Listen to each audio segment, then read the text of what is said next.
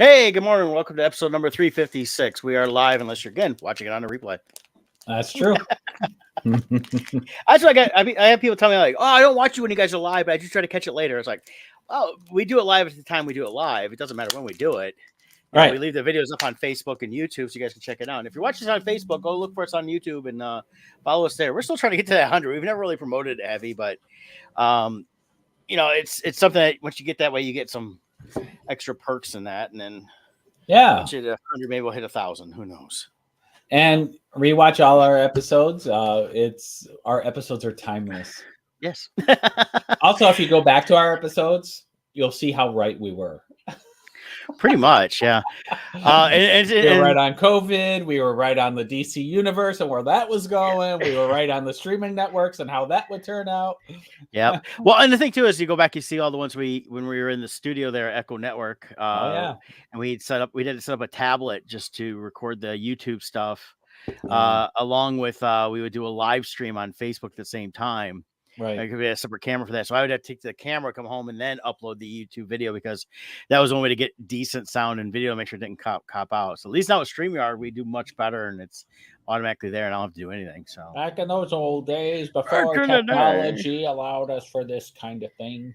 Yeah. So real quick, let's get into your ad read and then we'll get going.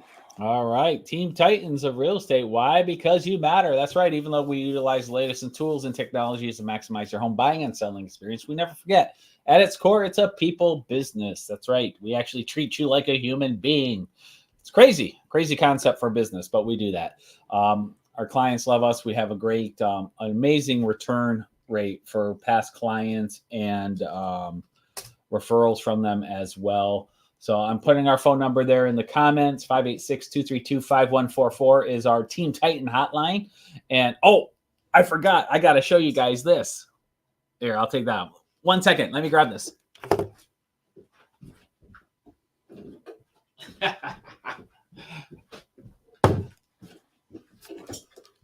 And now for Team Titans, we've got our pop versions of ourselves, Funko Pops. We got Scott and Jill Webler Funko Pops. There you go. So Jay Brandt, if you're watching, we can sell these for $1 million to you because we know you have the insane collection going there. You don't have these on your shelf. Probably not. So. But Funko has a pop yourself thing where you can create your own. So I did those of Jill and I. Mine is holding a cell phone and Jill's is holding a little Dunkin' Donut Frappuccino. So a lot of fun there. So we try to have fun at Team Titans and enjoy what we do. So there you go. Very cool. Very cool. Yeah. I don't have any Funko Pops myself. So I don't. I'm trying to think if I have any others, but I saw this and it was just too funny. Yeah. And you could get these collector cases sent with it, and you put your name on there. So it's good times. Yeah, I haven't seen where you go do it. I've seen people post that had their own pops made and things like that. So yeah, it's kind of a neat thing. It's a fun little thing. Just something for fun. Yeah. But the only thing I've got is, I mentioned this last week, I forgot all about it, is our buddy Robert Kraus, started up a magazine a while back, and he's been publishing it. It's called Collector Zine, Pop Culture Collectibles Fanzine. And I was in issue 3. Look at that. Yeah. When was that? Is that the new issue? No, he's up to 6. I didn't even know that came out with you. Yeah, I got, when I saw him at Motor City, I went and talked to him. I was like, "Oh, you got some of those?" He goes, "Oh, did you get any?" I said, "No," because he forgot to send me a couple of my comps. So I bought a few extras. Nice. I may do something with, but I wanted to make sure I had a couple of them for my archives, stuff like that. But yeah, he sent a bunch of questions, so I went through and answered them. In fact, he's funny. He goes, "Yeah, you're like the fastest one," because he's like still waiting on some people to send them stuff. I was like, "Oh," he sent it to me. I was like, I was going to do it, knock it out real quick. Not sure when it's going to come out. So this came out a while ago, and cool. Good job. He's using our friends at Kablam for the printing, and then and the thing is that he's put it up on demand, so that way it's print on demand, so it's always available. It's kind of like harkens back to the old Wizard World days, of the Right. magazine, where he's going to spotlight people that don't normally get spotlighted, and I think it's a great thing he's doing there. So, That um, is. That's I'm not sure. I awesome. don't think he has it available online directly, but you can go to Kablam, the website, and probably find it through their Indie Planet. Let me see if I can find it real quick here. And then, they have to verify I'm a human. Yes, you are a human. So, but let's see. I'll get a link here real quick. Um,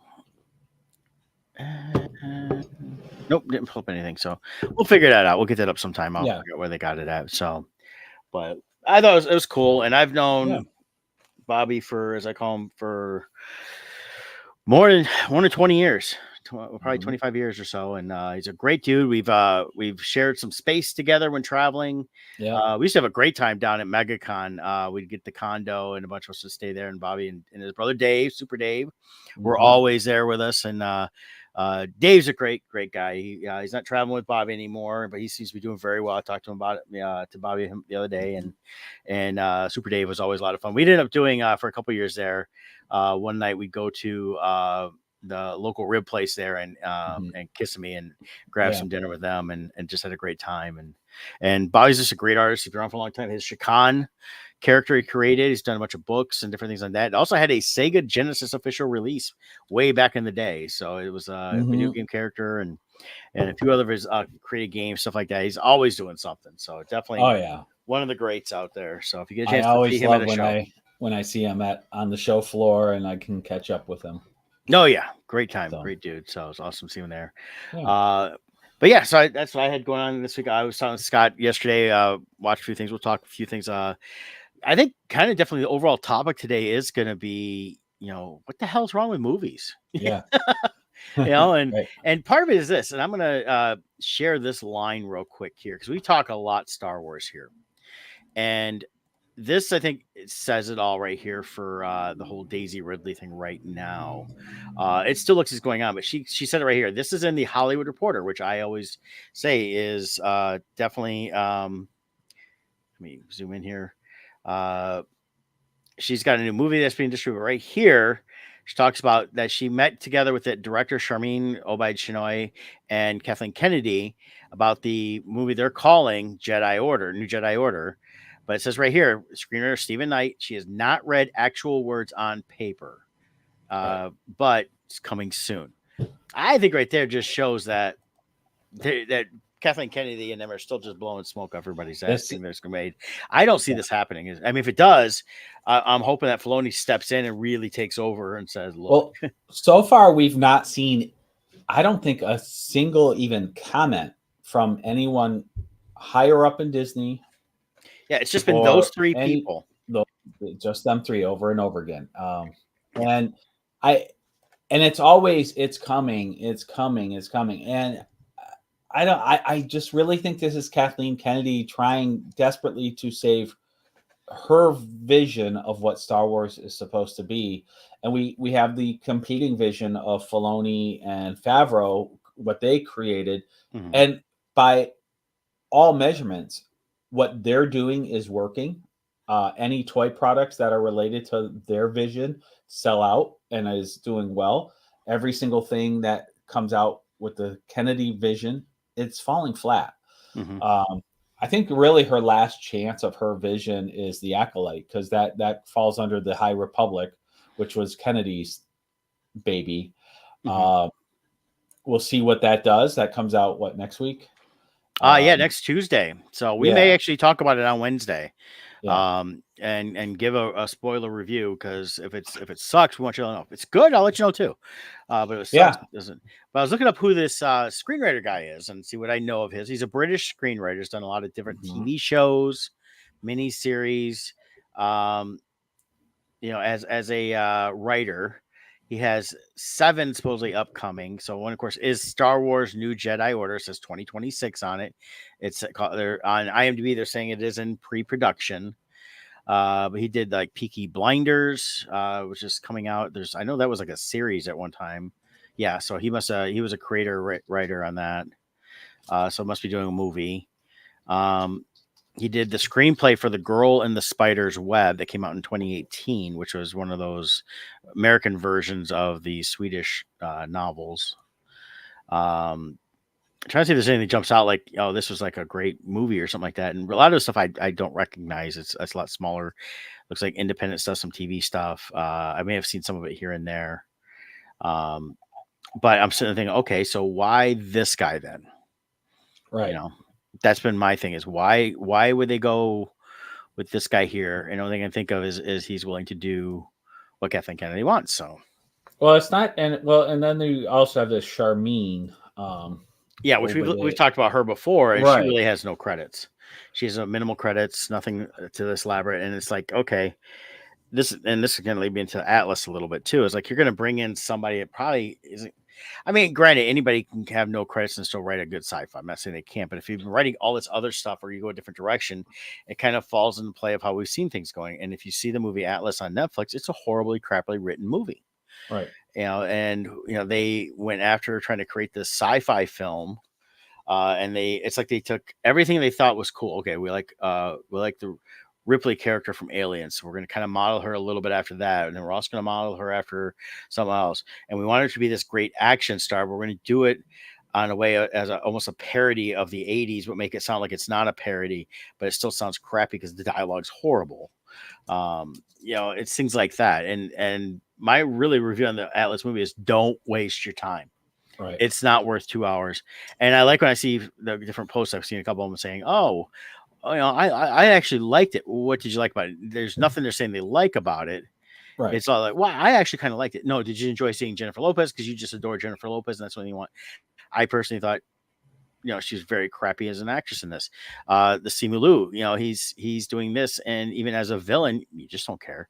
He's the villain, and Sterling K. Brown's in this. I liked him in a bunch of stuff. His character sucked, and some of the things they're doing, it's like they introduce these characters like this Sterling K. Brown and his Rangers, and they're all dismissing her. But her mom was the one that kind of created the AI, and she's always been the foremost expert on this AI. They don't want to deal with her on half the stuff and that. And then you get Mark Strong, who I like in a bunch of different movies and that. But again, when you got a crappy script, I don't care how good an actor you are, a crappy script comes through. And they just try to blind it with a lot of visuals. And realistically, the story was 2 hours. It really was an hour and 15 minute story tops. And everything else is filler, and you really just don't care by the end of it. I mean, I watched the whole thing, and my mom actually asked me, she goes, "Why'd you watch the whole thing if it sucks so bad?" I said, "I kind of just wanted to get through it to see where it ended, and then I could talk about it and say, yes, the whole thing sucked. It never redeemed itself."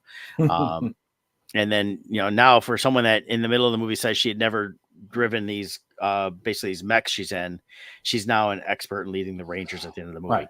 Well, and that's what they do is they, so many of these movies and things, it all comes back to, and Brett and I have said it over and over again, story. Why is this story? The first question you have to ask yourself as a writer is, why am I telling this story? What is the story, and then you build it around that. The problem with what they do now is it's agenda driven. Even like the Daisy Ridley Star Wars movie, this Charmine Obadiah, you look her up. Her main thing is, what comes up is she's a political activist known for her work in films that highlight gender inequality against women. That's what she's known for. So why are you hiring someone like that for a Star Wars product if that's all she cares about? You can work that into a story, yes, and make that part of a story. But if your only goal is, I need to show how bad things are against women, and I want to use a Star Wars franchise to be my vehicle, that's where the problems come in, because it's now propaganda instead of a story. Yeah. And then they write the story, and because there's no real background or history, there's no inspiration behind the actual story itself.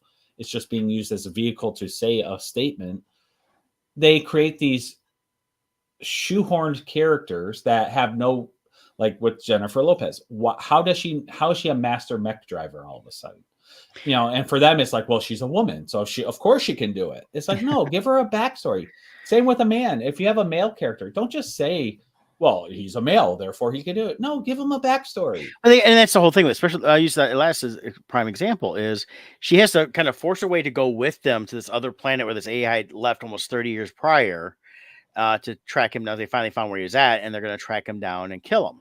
Basically, they don't want to kill him. They want to capture him and then basically take his memory core and all that stuff and figure out how he was able to manipulate all the AI in the world. And that included all just regular working robots. Like they show it's like in the auto plants, things like that. Well, they explain it towards the end. I'm giving a spoiler on this because I don't want you to see this movie. I think it's crap. So I've saved you.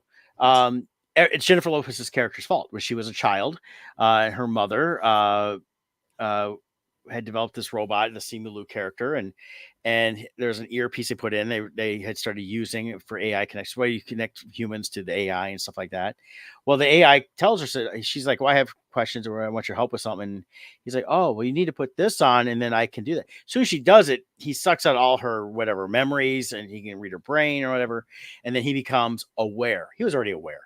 They try to act like, she takes full blame for it, which is part of the problem, but the creature was already the AI was already aware, knowing what he needed to get from her to be able to be fully aware, and then he was able to manipulate all AI around the world to attack and kill humans. Terminator. So the moral of the story is, if AI learns from a bitchy female, it will wipe out all. Well, here's the thing: she was a child. So I'm not gonna say bitchy female. It was a child. I'm talking about Jennifer Lopez. No. Now and you're not funny because you're messing up with the stories, because I want people to make sure they don't see this movie. So it's right. It's not Jennifer Lopez. It was the child. Well, I know. And the child did that. And what they tried to say was that the AI is going to take over and everything else and can just suck all our memories out. Now, going forward as an adult, the Jennifer Lopez character was not a bitchy female because she was just stupid. She claimed to be this expert, and I'm sorry, but if you're stupid, you can't go out to out in space like that and do what she did, because she didn't know any of this stuff. She knew everything about this AI, of course, because she learned from her mother and everything else. But to go out in space and all of a sudden become, the Ripley character in Aliens at least, had some technical background as part of the initial ship. And when on the initial ship, she didn't become this great expert of everything when she fought off the alien. It really was, struggle and everything else. Going forward in Aliens, this was a couple of years past that, because of course they, freezing and all that stuff, and she gets in there, and even then she had done they showed her working construction, so she knew how to use the construction bot that she ended up using it, to get, and then explained it, and then and everything is still run by AI in this world that supposedly AI has been destroying. So why would you still do that? The premise of this movie, I think, was we're going to talk about how bad AI is, but then let you know at the end that we can redeem AI, because she becomes best friends with her mech named Smith. And again, it's just a horrible film. And in terms of that stuff, and I said, if you sit and watch 2 hours, you're fine. It's one of those movies that you'll never want to watch again. It's number one right now, and it's going to slowly go once people really start watching it, and it's going to die off. Well, and we've talked about before how many times are we watching things, whether they're these streaming TV series or movies, where we're getting 20-30 minutes in and then we're abandoning them because they're just so bad. And I almost did in this movie, but I kind of wanted to stick it out because there's all this praise of how it's a satisfying ending, all this other stuff, and no. And I think what we're seeing is part of the side effect of the agenda-driven Hollywood is people. We've talked about this in the past at Comic-Cons for years. Mm-hmm. People come to us with their story ideas all the time. And 9 times out of the 10, the person doesn't have a story. They have a gimmick. They have a cool little idea, and they're like, I want to make a series based on this. It's like, okay, well, that's your gimmick. That's your, whatever. That's your hook. But what's the rest of the story? And then they go blank and they don't know. And with Hollywood, I feel like you're getting a lot of gimmicks pitched.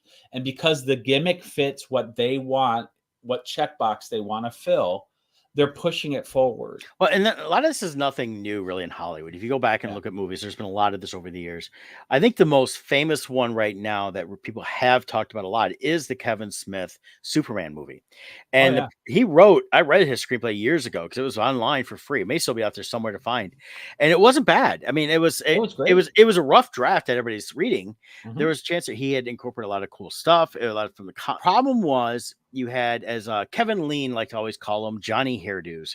Johnny And Hairdos. it's I the miss guys, Johnny Hairdo. yeah, the guys up in the studios. It's all these studio execs that want to throw something creative and they want.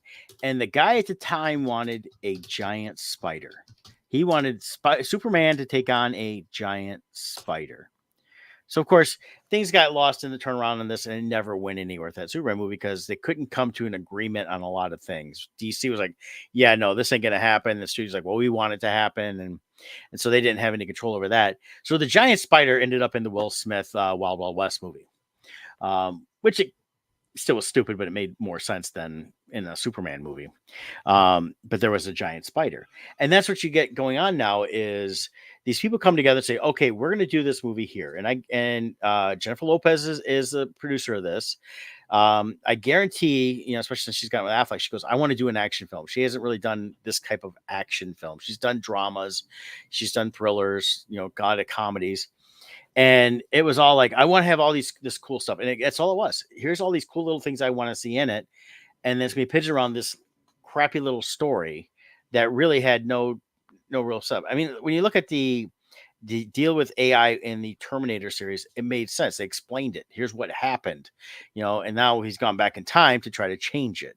That was the initial premise. Terminator 2 was, it didn't stop it. It's still going to happen. That's happening later. And the John Connor character took one of the Terminators, reprogrammed him to send him back to protect himself. Right. There was stuff there. But, this whole thing of we have to go after this AI guy who can now control all this other stuff. Oh, by the way, he was, towards the end of the fight, out of nowhere, a sword comes sliding out of his arm. So he's got a built-in sword now. And of course, he built this whole city there, and they were building all kinds of basically bombs and everything else on this planet. It's just the whole thing was just ridiculous on so many levels. Mhm. And that's part of the problem is these crappy stories want all these little bits. It's like I even tried to watch that Brooke Shields Mother of the Bride movie on Netflix. That one I got barely not even 20 minutes in, and I shut that off. Wasn't funny, trying to be funny, didn't care about the characters. The premise is stupid. Everybody felt like they were just kind of sloughing off the way their characters were, like playing their characters. Like, God, you guys, it feels like you guys are just goofing off and don't really care, because nothing, you really don't like any of them. I mean, it's not that they're horrible people. It's just like, they just all sound ridiculous. Why would you even want to care to watch these people? So Yeah. that's what I've seen Yeah. on those two things this week. Well, and I think that's also, the Johnny Hairdo thing that just falls in line with the DC universe that is now dead. I feel like Warner Bros. Every time they stuck their finger in the pot, they put in the stuff they wanted to see. It becomes glorified fan fiction. Over and over again, these people, they don't respect the franchise and the history and the fan base that loves it. Right. They hijack it, make it their own thing, and then they sit there and wonder why no one liked it. And I really think the number one, for me, my big lesson in this was the Matthew Broderick Godzilla movie. Yes. If they never called it Godzilla, I think that movie would have been huge. I think it would have done great. It was a fine movie. It was a great monster movie. But the problem is they labeled it Godzilla. Yeah, and nothing about it felt like Godzilla. And it didn't feel like Godzilla. Had they just done it as an independent movie and did everything exactly the same, I think it would have been a big movie. It might have been, yeah. I mean, that would have been something to see. So, but they took the Godzilla franchise, labeled it that, and then everyone goes to see a Godzilla movie and it's like, that's not Godzilla.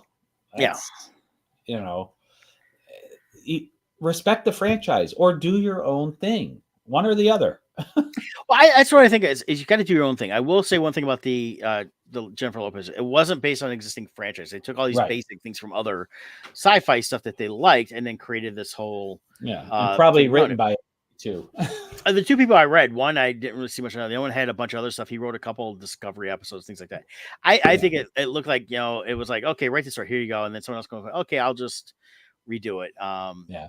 And stuff like that. But it's like you mentioned like the Godzilla film. If they'd done like Cloverfield, not the way Cloverfield was shot and everything else. Right. Cloverfield was about a giant monster attacking a city. You can do it. You don't have to call it Godzilla. You don't have to. Right. Like, what's the point if you're going to take whenever you go into any franchise, whether it's food, movies, whatever, there is something that is the core essence of what that franchise is. What's the point in paying all the money for a franchise if you're just going to change it all?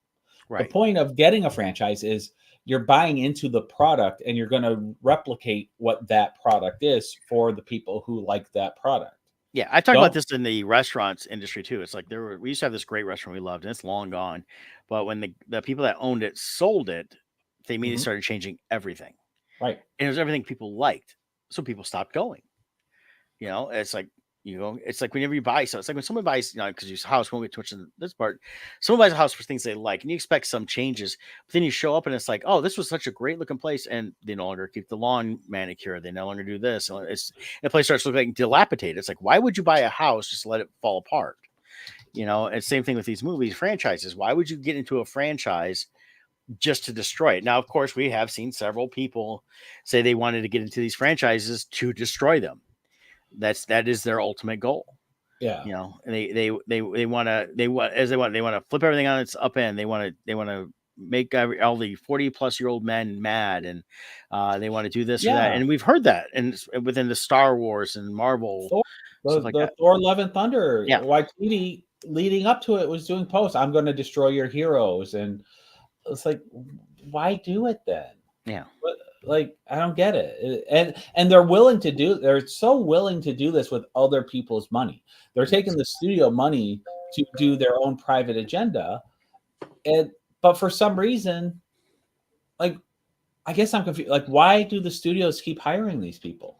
Like, look at their box office totals. Look at Furiosa this weekend. Yes. Horrid. They spent $168 million on a film that took in 30? Yeah, it's not even hit 100 million worldwide. I think it did about the same. It did 30 million here, almost 40 million in the rest of the world. And that was 168 million. It was just production costs. That's not even the marketing costs. Right. So you're probably at 400 million for their break even. Yeah. If you throw that in. And so it's like, but they're going to keep hiring these people and they're going to keep pushing out crap. It's like, why?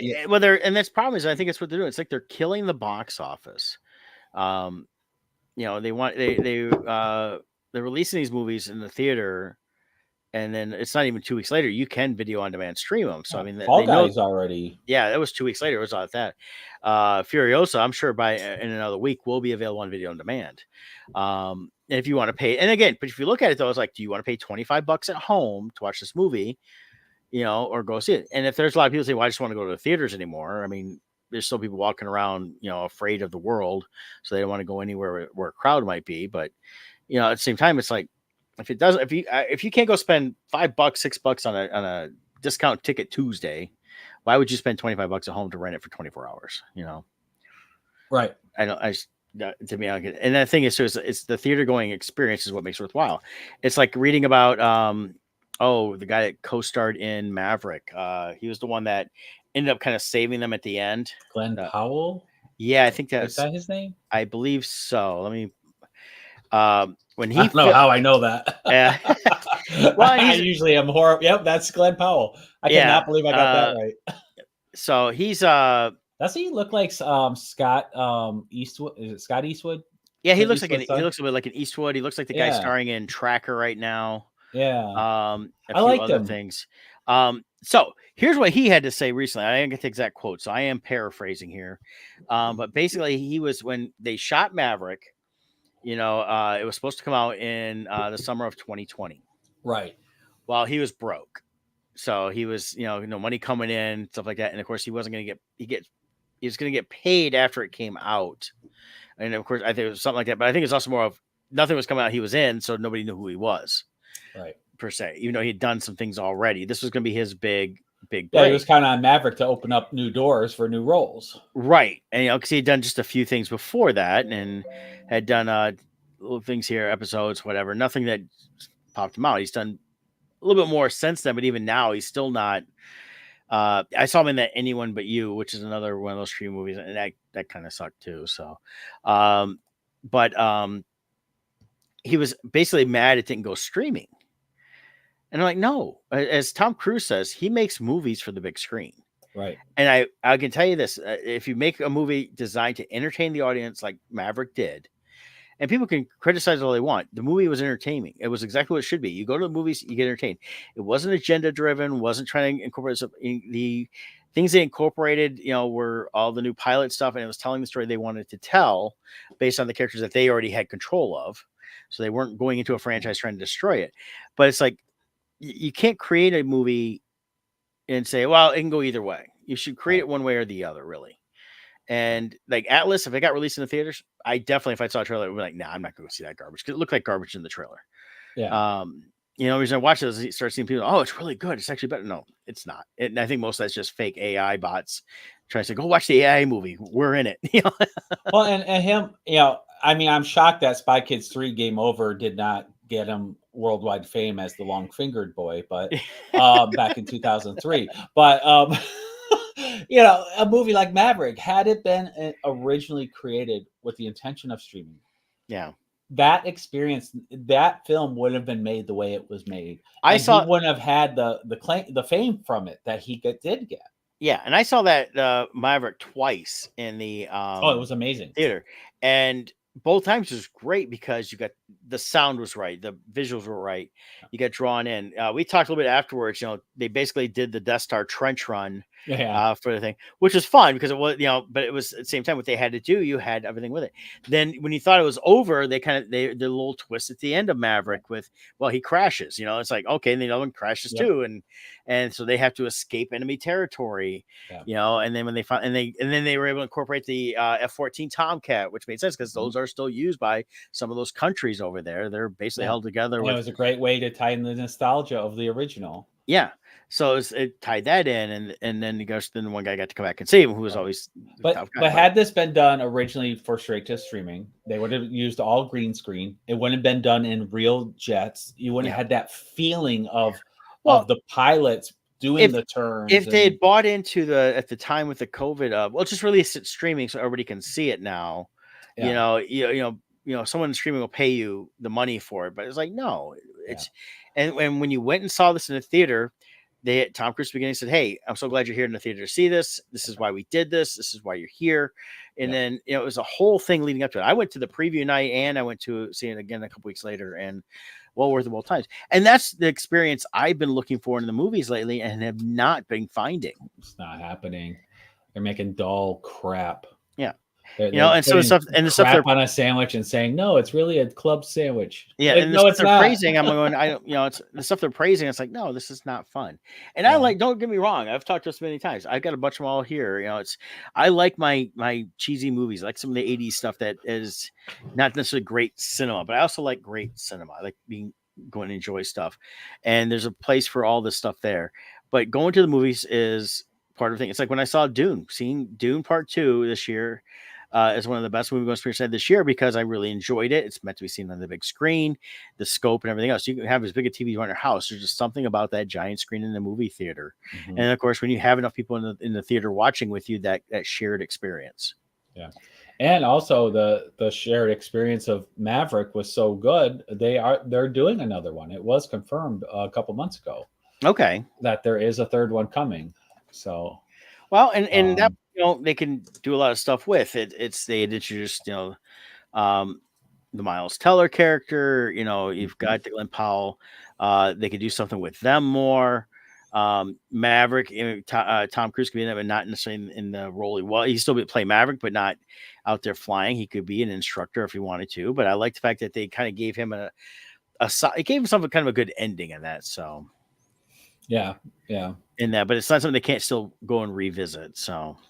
Although now, with the way Hollywood is and the way Maverick was, in that movie. It could be they just have Maverick take on a large asteroid and stop it from hitting the Earth and recreate the Bruce Willis movie.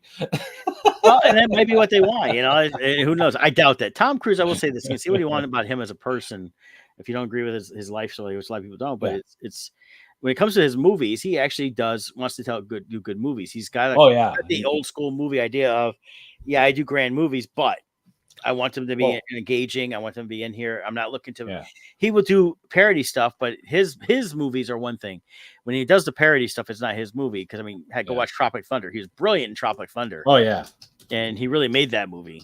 He's done some other stuff over the years here and there that have been really good. But when it comes to these bigger, grandiose things, his Mission Impossibles, this now Mavericks and things like that, he's not gonna.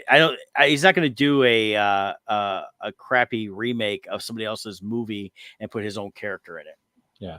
Well, the other thing about Tom Cruise is a lot of actors act for a profession, but they don't watch movies.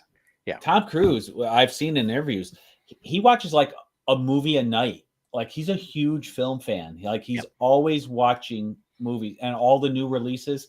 He's always going to watch new films that come out, and he's always watching old films over again. So he's like us. He's a film fan. Yeah. There's two things Tom Cruise knows. He knows movies. He goes and studies movies, and he understands the history of psychology. He's kind of backed off on that part though. A little bit, yeah. But it's stuff like that. He understands movies, and he understands the making. And you go back to interviews, you've seen over the years, the last 40 plus years of his career, and he's talked about wanting to learn how to do movies, stuff like that. And you read different things. Like I saw something about the movie Taps that he was in as one of his first major movies, and they were going to do a 40-day thing with all the actors. He did like a day or something. Said, no, this isn't. I'm going to go and wait. And he put himself in a hotel and waited until they start filming. But he was still brilliant in the role because he understood the role. He didn't need to be hanging out with the actual kids that they were going to be trying to portray. Like he went and saw, okay, this was you. Okay, I got it. I'm good. And he goes and do it. He probably went back for 40 days and watched all those old military movies. I'm guaranteed that's what he did. And that was back in the 80s when it wasn't easy to go to a video store. He probably was like, okay, I'll pop on. You can pop on a local TV channel, and they were showing old movies and everything. He would watch all that. Right. And it made sense for his character, for the type of character he was. Yeah. So regarding Hollywood, what's the fix? I don't know if they can go back, but it's really getting back to. I think the fix is finding stories. Is people need to tell good stories, and there's I got 2 trailers we can show I think look good. Yeah. And then the first one is the George Clooney, Brad Pitt movie Wolves. That's what I'm gonna pop up here now. That's the first time I heard about this. I saw it on the I feel like it's been a while since we saw actually either of them. Yeah, I think they've popped up in different things here and there over the last couple of years. They're not doing tons of movies because they don't need to. But these are people that it's like this harkens back to the Oceans movies. Yeah. They did the Oceans movies to have fun and hang out with their pals. I mean, they were going to make some money, but nobody was walking in making a $20 million paycheck just for showing up. Yeah. They all made it on the back end. That's what it feels like with this one here. So let me run this here and see what you think.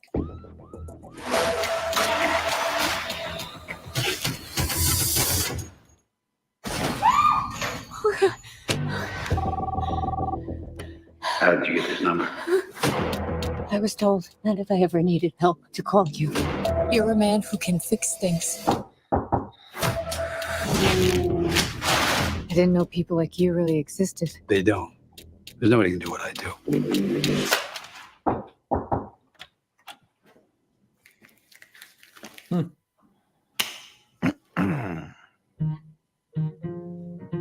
Who are you? I'm here to take care of your problem. Who called you?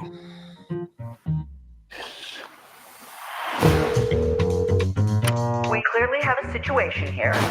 We have decided that the only course of action is for you both to work together. No.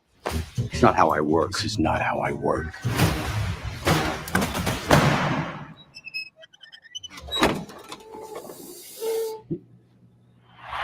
Yeah. Oh. It's a different thing now. It's going to be a long night. Where'd you get the drugs? don't know what you're talking about. Where did you get the drugs? Talk. There's an art to this you may not realize. But they're just saying the same thing over and over. Let's see your technique. I showed you my luggage cart trick. Admit it. Yeah, it's cool. Okay, fine. It was very cool. Where'd you get the drugs? How long have you been partners? You got like the same clothes, kind of talk the same, So, like basically the same guy. We're not partners. For what is a man? What has he got? there are people out there who, if they suspected I knew what he knew, I knew what he knew, they would have us all killed immediately. What? I faced it all, and I stood tall. Stop him!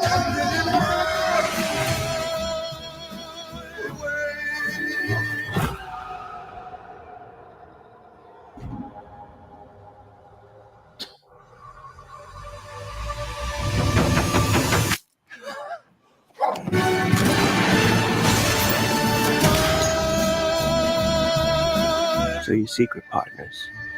We're not secret partners. It looks fun. I think like it does. It Yeah. looks good. That's an example. I mean, we'll see what it is in real life, but looks like just a fun movie. You know. Well, and that's the whole thing. If you go, you can have all these movies that you want to make a movie that has these great messages. Fine, nobody's gonna go see them. It's been proven in history. You might win some Academy Awards, get the accolades of a few people, and that's it. But if you want people to go see a movie, it's got to be fun. You got to have a reason to want to go see it. And this one looks like fun. It definitely harkens to a little Tarantino-esque. It's definitely got with the music and everything else, it's got a very big Ocean's movie type feel to it. Yeah, it's weird about it. The age difference between Clooney and Brad Pitt is only 3 years, but it looks like they could be playing father and son there. Yeah, Clooney's very, very gray in this, and then Yeah. and Pitt's not, but yeah, they're pretty close in age, and in real life they're actually best friends, so I think they play off well. In Yeah, movies. Pitt's 60 years old now. Yeah, I know. Wow. So and that, but it looks like fun.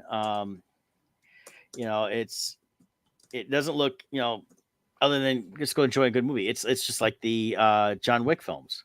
Mhm. You know, when you're talking action films, you know, stuff like that. But the problem is, you know, you want a gimmick, you just have to have a story that goes around the gimmick. And the gimmick of this is what happens when you got two basically cleaners. And I think it's funny they call them wolves. And the reason I mentioned Tarantino is in Pulp Fiction, to clean up the dead kid in the back, they had to call in the wolf. So the wolf is the character that comes and cleans. Who is making this movie? Let me see here. Wolves. I saw the name pop up real quick that wrote and directed it. It was John Watts is the writer director. John Watts. Okay. Yeah. So let me see what he's done here. Oh, he worked on Spider-Man. Okay, so as a director, he did the Old Man TV series, Spider-Man No Way Home, Spider-Man Far From Home, Spider-Man Homecoming. So he directed all those. Cop Car, he did a bunch of Onion stuff. As a writer,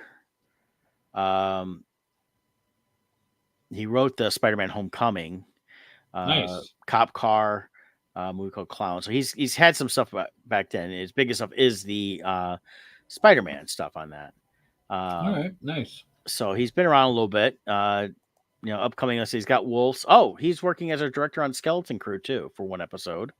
Nice. And then he's in pre-production for the new Spider-Man movie if they're ever going to do that. So Okay. Very cool. Yeah. Well, it looks fun to me. Brad Pitt and George Clooney always seem to work well together.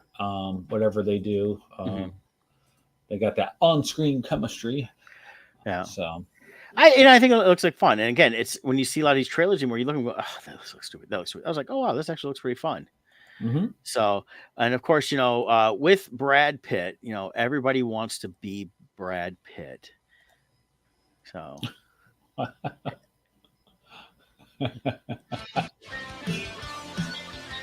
Only for soup.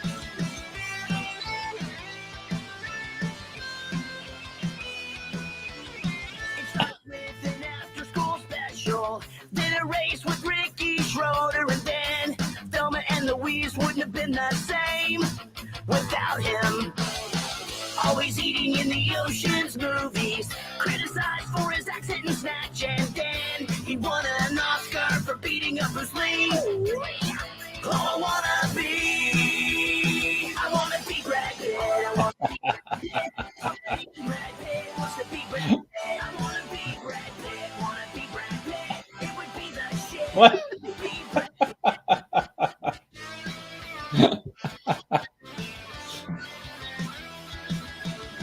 He was born in Shawnee, Oklahoma. So was my mom. I wonder if she knew his mom or his dad. Maybe we're half brothers. You'll see us play live and we watch football. Naked pictures with Gwyneth Paltrow. In the tabloids with Jennifer Aniston and then blah, blah, blah, blah. Angelina Jolie. I still wanna be. I wanna be Brad Pitt. I wanna be Brad Pitt. I'll bet even Brad Pitt wants to be Brad Pitt. I wanna be Brad Pitt. Wanna be Brad Pitt. It would be the shit if I could be Brad Pitt. I wanna be Brad Pitt. I wanna be Brad Pitt. I'll bet even Brad Pitt wants to be Brad Pitt. I wanna be Brad Pitt. Wanna be Brad Pitt. It would be the shit if I could be Brad Pitt.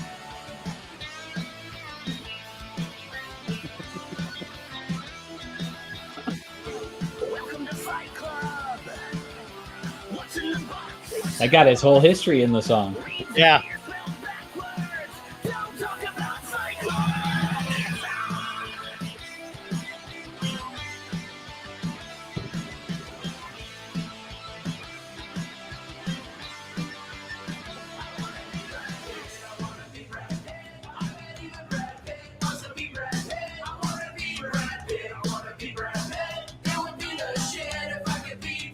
I wanna be Brad Pitt. I wanna be Brad Pitt. I bet even Brad Pitt wants to be Brad Pitt. I wanna be Brad Pitt. Wanna be Brad Pitt. It would be the shit if I could be Brad Pitt. I wanna be Brad Pitt.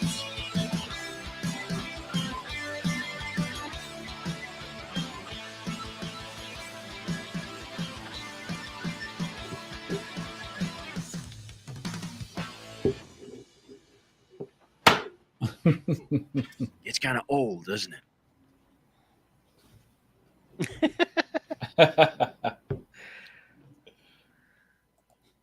That's funny. Yeah, as Bowling for Soup, that's one of my favorite bands, and they do some Yep. like that. Of course, a lot of people don't know them. They do the theme song for Phineas and Ferb, and they were actually animated in one of the episodes, which is kind of cool. So, That is cool. but yes, I mean it's Brad Pitt. You know, it's you get it. I think the thing is that he probably makes fun of himself more than anybody else. So Yeah. he's like, whatever, I got hundreds of millions, I'm good. Right. So the other movie I think looks good coming out.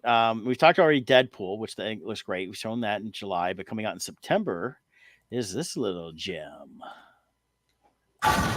Here's a preview. Be warned, it's intense.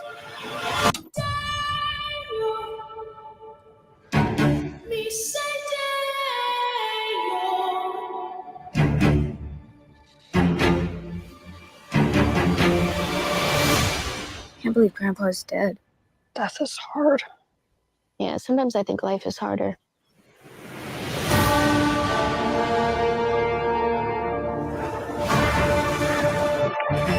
When I was a teenager, a trickster demon terrorized our entire family. He tried to force me to marry him. I believed he was gone forever until you found this in the attic. Ew. Who's Beetlejuice? Don't ever say that name. Beetlejuice. No, Astrid, I am serious. If you say his name 3 times, he will appear. Beetlejuice. The juice is loose. I'm gonna make you so happy.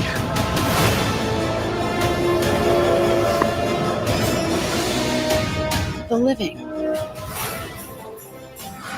The dead. Can they coexist? That's what we're here to find out.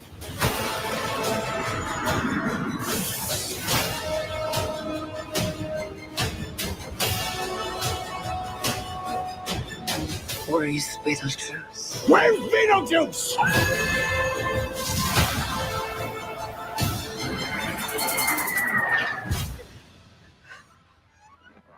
Beetlejuice. Feel free to express yourselves. Don't be afraid. You're a figment of my imagination. Really? Is this a figment of your imagination?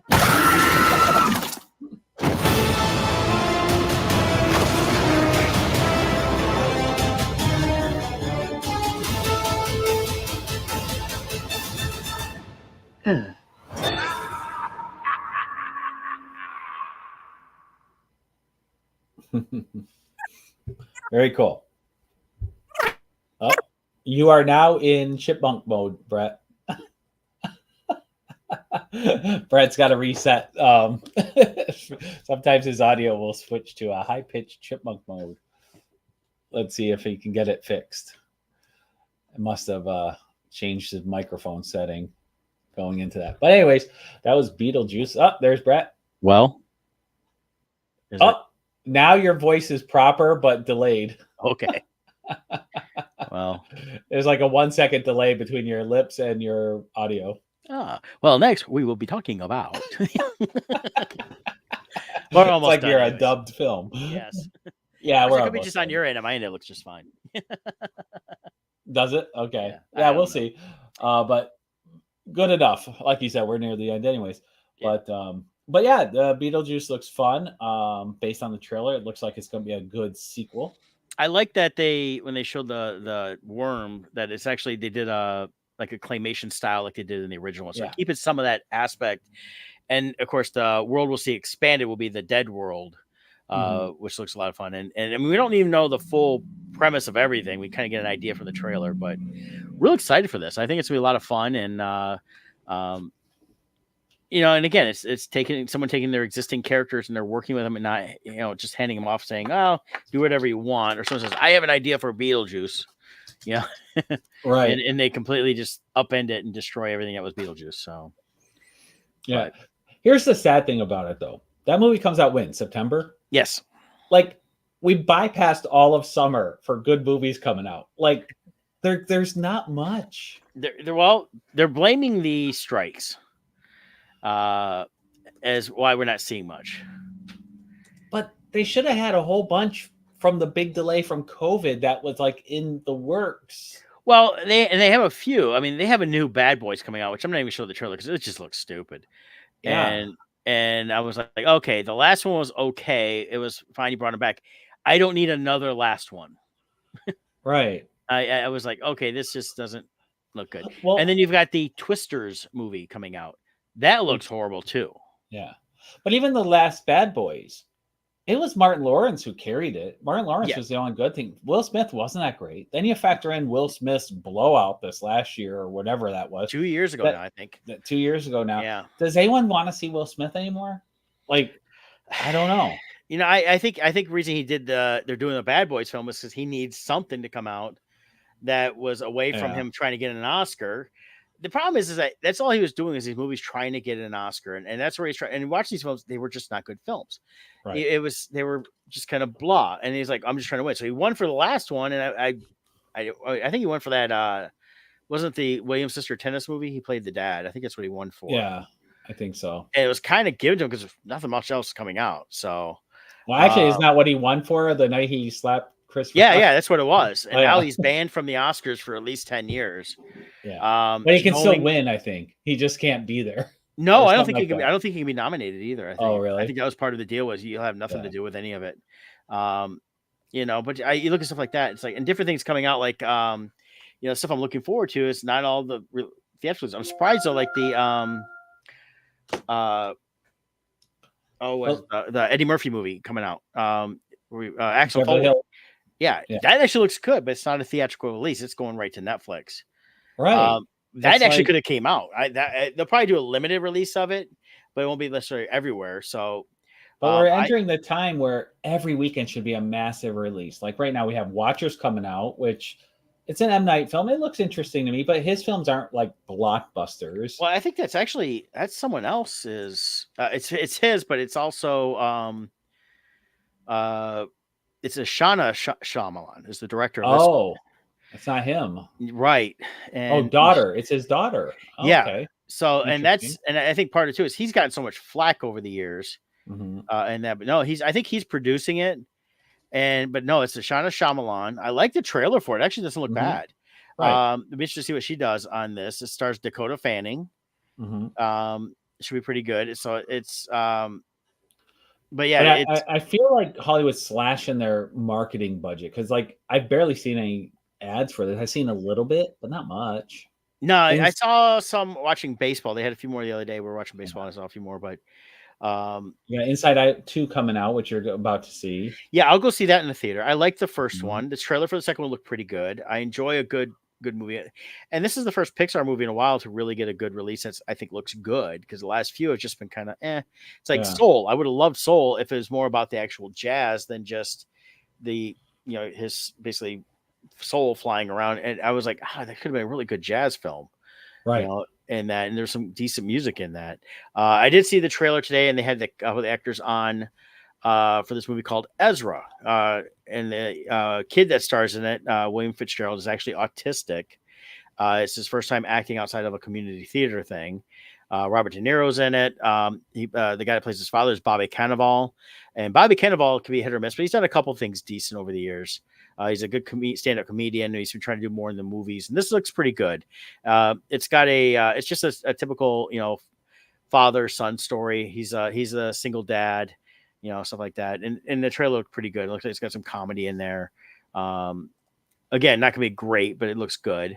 I'm surprised it's actually coming out. Let me see here. There's some movie called Summer Camp with Diane Keaton, Kathy Bates, and Aubrey Wooders, Child Friends of Me to the Camp Reunion. That's been done before a bunch of times. I'm going through the list for the whole song. Almost nothing pops out. There's only a couple. Yeah.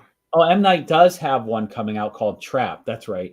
Okay. That one looks interesting from the trailer. The twist is interesting. But with M. Night, usually he doesn't reveal his twist in the trailer. So I'm wondering if the trailer's twist is misleading. Because usually he keeps that a secret. Yeah. But yeah, like the Bad Boys Ride or Die, it's coming out in theaters. And it says here on the write-up, I'm looking at this page, it's Will Smith's first major movie since slapping Chris Rock. I mean, they have to put it out there since he slapped Chris Rock. It's like, so I think, he like, basically I know this. I bet you the day after, Martin Lawrence called up Will and said, hey, we should do another movie. Because your career just took a tank.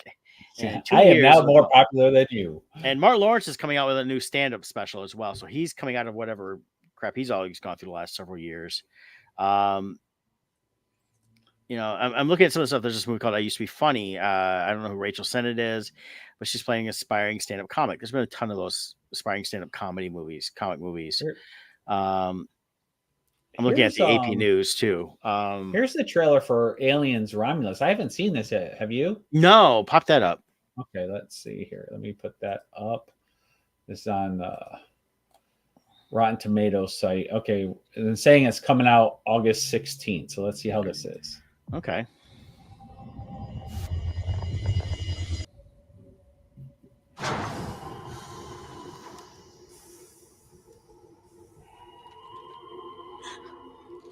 Come on, help me, please. No, please. Get it away.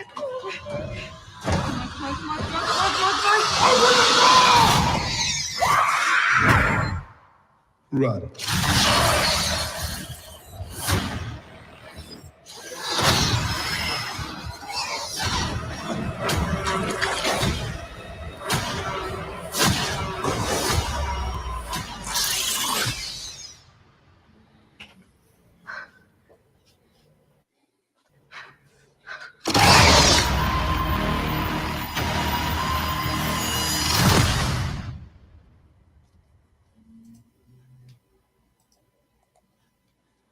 All right, so they're going back to the original Alien for that story. Feels like more like the roots of Alien. Yeah. Looks good. We'll see how it is. Yeah. I did see I've not been thrilled with the Prometheus stuff. No, it's so hopefully not good. Last one I think I saw was the one that you and Kevin and I went and saw over at the Imagine there before Motor City, and that's been 5-6 years ago now. So so bad. Yeah. There is a movie called The Bike Raiders coming out that doesn't look bad. It's gonna be in theaters. It's Focus Features. It's about a motorcycle club in the 60s. But that won't be a blockbuster.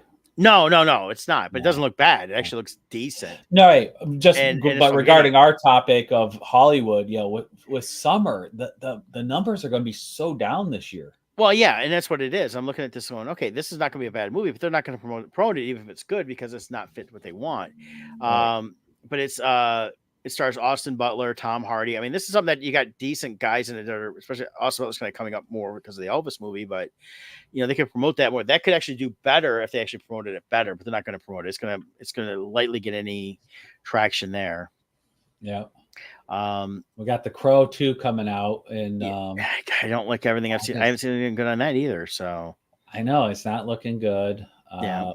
They have The Quiet Place Day 1 coming out, but do we need a prequel to the two movies? I mean, which is just a expanded version of the opening 5 minutes of the Quiet Place movie. Right. And I'm just like, and it follows different people, but at the same time, like, who cares? I really don't. Now, it does look good. It's a 2-part Western. I didn't realize that until just recently or last night. Horizon, the new Kevin Costner Western, looks really good. He's doing it as two chapters. Yeah. And this has the look and feel reminds me a lot of Unforgiven in terms of that style of Western. And so you've got Kevin Costner, you've got Sienna Miller, Sam Worthington, Jenna Malone. If that gets the proper promotion and everything else, I think that looks good. That comes out June 28th. And part 2 comes out in August. Is that how soon it comes out? Yeah. Okay. It says August. I just saw it. Where did it go? August 16th. So they have it like 6 weeks apart, which will be interesting. It's probably because they're both like 2.5 hours or something like that. So they want to, you want to do a 5-hour movie, but it's a lot going on. So it's kind of interesting doing that. So I hope they do. Obviously not a recreation of, but the quality and feel of Unforgiven. To me, that is still the number one Western movie of all time. I absolutely loved it. It was a solid film. The two films came around that time that really epitomized the modern Western was Unforgiven and Tombstone.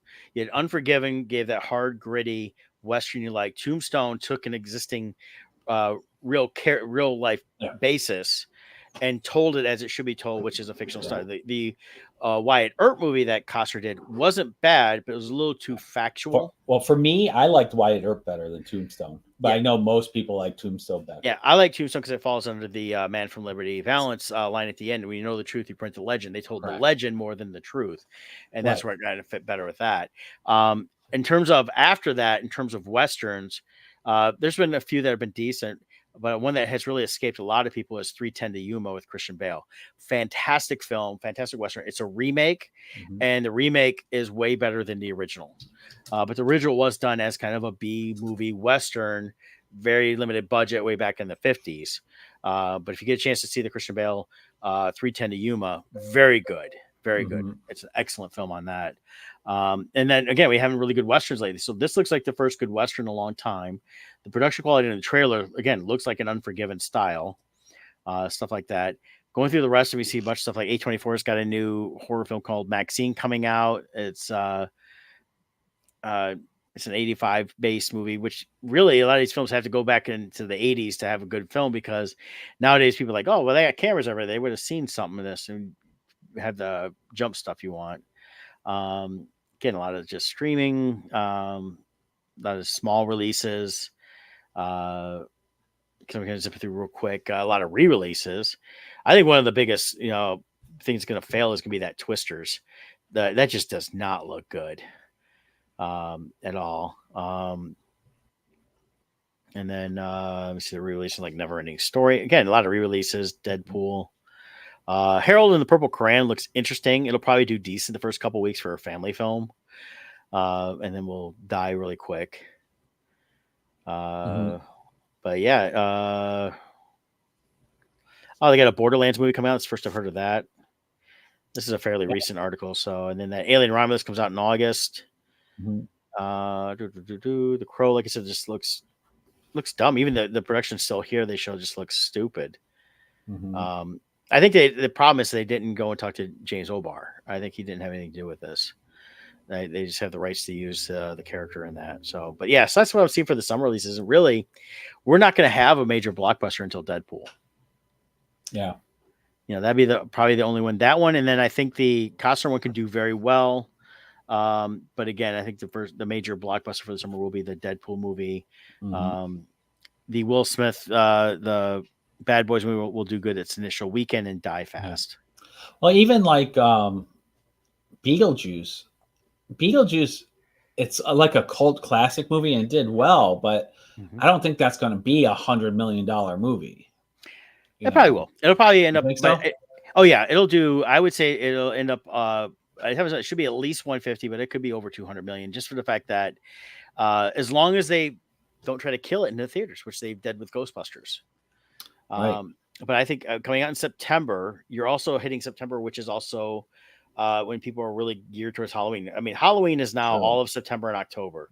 True. So they've got it coming through that. So I think for a few weeks, it'll do steady numbers. Yeah, that's true. And should do just fine. And plus, there's not much other competition coming out around that time either. So yeah, so we'll see on that. But maybe with the lack of competition, maybe it'll be number one for 8 months.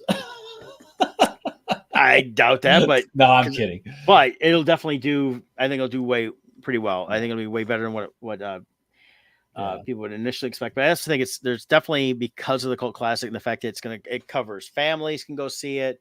It's not rated R, so that helps there. It's probably only about an hour and a half or so, maybe an hour 45 minutes. So they're gonna get more showings, and I think it's gonna appeal a lot more to the family groups. I think the real test for Hollywood is Deadpool. If Deadpool doesn't break 100 million, my prediction is 100 million at the box office is done. No more people can do it. It'll break 100 million opening weekend. I think so too, but because the pre-sale tickets are already selling out everywhere, so I think it's going to be a huge opening weekend. The other thing is we'll be at San Diego. Kevin and I will be, and it's opening that weekend. So you've got the stuff around that. I think that they're planning something leading up to that point. So of course you're going to probably have Ryan Reynolds and Hugh Jackman show up at Comic-Con, probably on Thursday. In costume and on Thursday. I wouldn't be surprised if they're not there Thursday. Again, they've released no schedules. We don't know what's going on when and where. It'll be the big Hall H thing, and of course they'll probably just like do a screening right there with everybody. So one is it's like everybody's gonna come out going, "This was the greatest freaking movie ever." Well, and along those lines, Ryan Reynolds understands the fans. And how did he release the first Deadpool movie? An accidental leak of the trailer. During San Diego Comic-Con, during the first Deadpool. Yeah, it was actually just a scene that they tried to put together to sell it, which they ended up reshooting, but using pretty much the exact same scene in the first movie. Yeah, it was a leak during San Diego Comic-Con, which spread word of mouth huge. So it was a very brilliant move on his part. Oh, yeah, he's smart about that. He knows what he's doing there. He knows how to get it out there. And I wouldn't be surprised if there's not going to be a reveal of something to coincide with the movie coming out that'll be tied to something else they're doing down the road. I can see that. Maybe they haven't really talked about hardly any of these new movies coming. We know some of the crap coming out, but I wouldn't be surprised if anyone will say, "Hey, because of this, now we're going to go do this," and here's Deadpool joining the X-Men, and it's going to take that a little further or something like that. Yeah, because really, right now, their way of getting around things is going to be through Deadpool. And to rebuild what they had, which is telling good stories and getting back to that, as long as that's what they really want to do and not be an agenda based. We don't know what we want to do. Crap shoot. Well, and another supposed leak coming out regarding Deadpool. So I don't know if I should say or not. It's rumor at this point. Okay, but that's rumor. So just a rumor. Supposedly, Robert Downey Jr. is in Deadpool also, and there's something that's going to happen around that. We talked about before that sorcerer portal that they're jumping through. The speculation is they end up in the final scene of Endgame. Will Robert Downey Jr.'s character not have to die? I think he will. I think that we may see him, but I think he'll still have to die. And part of it is it would take away from the sacrifice that was given for that. And I think it would. For the but they've also said for Marvel, is his sacrifice more important than their dollars? But the problem is I think he can still be sacrificed because they've already set up they can pull him from another universe, so they need to. I think that they'll set him up as the Jarvis character. Well, that's what I've been saying all along, because he has that hologram system he made that he already uploaded his conscience to. Yeah, and I think that's how we'll eventually find him again. I think he still has to be sacrificed and and that so Because I think Marvel needs, and I don't think they're going to do it. I really don't. I don't think they're smart enough to. But nobody cares about Phase 4 and 5 of Marvel. They need to, like, you got the giant statue in the middle of the ocean. They got to undo that. They got to undo all these things. Yeah, and you need a way of. I hope they kill the multiverse. Do away with the story. They need Deadpool to break that, and then just move forward on a solid timeline once again. Yeah, I think they will. I think there's been a lot of this is going to do. It's going to collapse everything in and be there. Now, one thing they have been popping up. We're going to have to wrap this up. Is there's talk of a series on Disney. Now they have gone forward with the Ironheart. They have gone forward with Daredevil. And they've always been delayed. But there is a new series that's come up where it'll show Captain America returning the stones. I've been seeing that. Yes. Yeah. Is that confirmed or just rumor? I think it's more rumor now, but it's been getting a lot of traction. Yeah. So it's hard to say what's going to do what. I think a lot of it is just, they've gotten quiet on everything because they don't know what they want to do because they screwed up. Yeah, I think I think they have to do a full reboot of the timeline to fix it. But we'll see. We'll see. Yeah, and if they want to incorporate the X-Men into it, mutants and that stuff, I mean, the Deadpool movie is going to be their gateway to do all that, and to collapse on what they need to bring in. And they've already admitted that Logan is the Wolverine movie that was the last one that Hugh Jackman did is in a separate universe than where Deadpool was. So that ending is still there. This is a different Wolverine, right? This is a different one. They established that in the trailer. They say this Wolverine failed his timeline. Or something like that. And so I think they're trying really hard to make sure you see that this is a different Logan. Yeah. So we'll see. I'm looking forward to it. I don't know when I'm going to get a chance to see it because I will be at San Diego, but I definitely will be seeing it after I get home at some point. So when I get back from San Diego, we won't be able to talk about it because I won't have seen it, although I'll probably have heard like half the spoilers by then. So yeah, that's part of that stinks when something comes out when you're at a Comic-Con. Yeah, I was like, oh man. Well, that's why we like Akron. We would go see it that preview night, before the show, so we wouldn't have spoilers. We would know it all. Yeah, so we'll see. Definitely looking forward to it, and we've actually talked about can we try to find tickets and go see it while we're in San Diego, but it's more time. It's tough to get there, with the way the show is. I mean, on that Thursday when we're doing 9 to 7 at the show. So plus you have 500,000 people in town who also want to see it. So tickets might be scarce. Oh, I'm sure they will. It'd be nice if they came all to the vendors and said, hey, all vendors after the show today can come watch Deadpool. As a thank you for your service to our con. Yeah, they'll never do it. Free screening. And you get to sit near Hugh Jackman. Yes, there we go. Everybody likes to be next to Hugh Jackman. Hugh Jackman. Yeah. So, hey, we'll see you guys next week. We'll try to find something else to talk about. Who knows? Maybe all the same crap. You never know. So, rehash. See ya.